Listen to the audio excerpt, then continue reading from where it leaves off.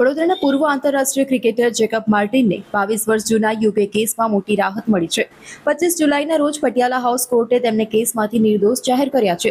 વર્ષ 2004માં Jacob Martin અને સમગ્ર ક્રિકેટ ટીમ યુકે ગઈ હતી. પ્રવાસ દરમિયાન ટીમનો એક ખેલાડી વિઝાની સમય મર્યાદા પૂર્ણ થયા બાદ પણ યુકેમાં રોકાઈ ગયો હતો અને બાદમાં તેને ભારત ડિપોર્ટ કરવામાં આવ્યો હતો. આ મામલે જેકબ માર્ટિન સામે પણ કેસ ચાલી રહ્યો હતો. લાંબી કાનૂની લડાઈ દરમિયાન તેમના ઉપર ક્રિકેટ એસોસિએશન સાથે કામ કરવા ઉપર પણ અસર પડી હતી. હવે કોર્ટમાંથી રાહત મળ્યા બાદ જેકબ માર્ટિન ફરી ક્રિકેટ ક્ષેત્રે સક્રિય થવા અને કોઈ પણ ક્રિકેટ એસોસિએશન સાથે કામ કરવાની તક આપવા અપીલ કરી રહ્યા છે. જેકબ માર્ટિન છે. હું એક ઇન્ડિયન ઇન્ટરનેશનલ પ્લેયર છું.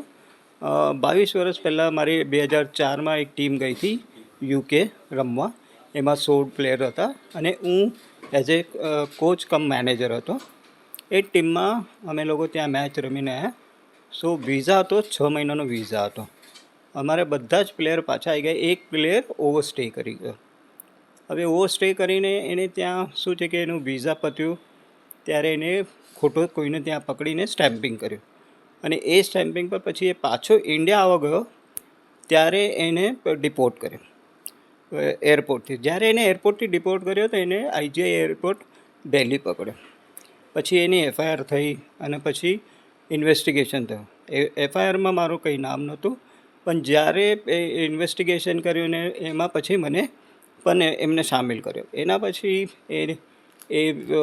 એને પછી કન્વિક્ટ થઈ ગયો. જેલ જઈને આવ્યા પછી એ કન્વિક્ટ થયો. પછી આ કેસ લાંબો ચાલ્યો. અબાઉટ 22 યર્સનો મેં ફાઇટ કરી. એ દરમિયાનમાં મને ઘણો બધો નુકસાન થયું. બીસીસીઆઈમાં મને જોબ નથી, જ્યાં રેલવે મારી જોબ છૂટી ગઈ હતી. આને કારણે મને બહુ બધું નુકસાન થયું હતું. સો હવે આ કેસનું અંત આવ્યો છે અને જ્યુડિશરીએ એક ક્વિન્ટલ આપ્યું છે મને. એની લીધે મને શું છે કે આ મારા બીજા બધા રસ્તા હમણાં ઓપન થશે. સો આ મારી માટે એક મોટી લડતની છેલ્લી જીત હતી. તો હવે શું અપીલ કરો છો? હવે અપીલ એ જ છે કે હવે જે બચેલી બીસીસીઆઈમાં સર્વ કરું. બીસીસીઆઈ પ્રેસિડેન્ટ જોડે પણ મારી વાત થઈ છે કે અમને કંઈ પણ ઓપોર્ચ્યુનિટી આવશે તો અમને એ લોકો આપશે.